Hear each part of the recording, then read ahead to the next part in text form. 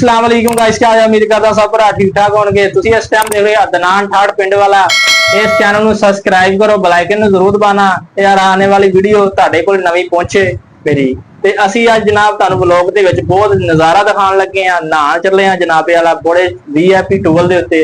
ਤੇ ਬਹੁਤ ਯਾਨੀ ਕਿ ਨਵਾਂ ਟੂਲ ਅਜੇ ਬਣਿਆ ਤਾਂ ਅਸੀਂ ਕਿਹਾ ਅੱਜ ਤੁਹਾਡੇ ਨਾਲ ਉਹ ਵੀ ਵਿਜ਼ਿਟ ਕਰਵਾ ਦਈਏ ਤੁਹਾਨੂੰ ਤੇ ਜਾ ਕੇ ਚੱਲਦੇ ਆ ਤੇ ਆਪਾਂ ਉੱਥੇ ਜਾ ਕੇ ਤੁਹਾਨੂੰ ਦਿਖਾਉਂਦੇ ਆ ਅੱਜ ਨਜ਼ਾਰਾ कैसा नजारा ना आंदा है नहीं गल हां जी जी हां बाकी लव जी हो गया हां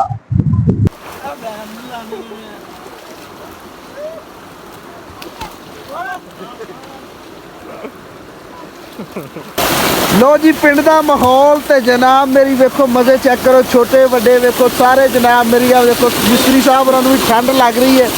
नहा के जनाब मेरी एंजॉय कर करके बस सही दी है चेक करो ए जी दनान भाई तो चौरी नवीद अहमद गुजर अपने दौर का लूड़ा बदमाश ए चेक करो जनाब निक्के वड्डे ओ वेखो कच्ची न्याणे दी वेखो लै गई आओ वेखो ओ वेखो